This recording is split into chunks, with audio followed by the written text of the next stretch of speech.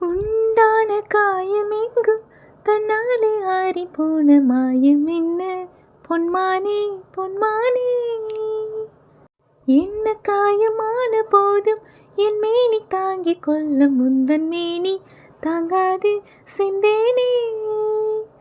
எந்தன் காதல் என்னவென்று சொல்லாமல் ஏங்க ஏங்க அழுகை வந்தது. எந்தன் சோகம் உன்னை தாக்கும் என்றென்னும் போது வந்த அழுகை நின்றது. மனிதர் உணர்ந்து கொள்ள இது மனித காதல் அல்ல, அதையும் தாண்டி புனிதமானது. கண்மணி அன்போடு காதலன் நான் எழுதும் கடிதமே. பொன்மணி உன் வீட்டில் சௌக்கியமா, நான் இங்கு சௌக்கியமே.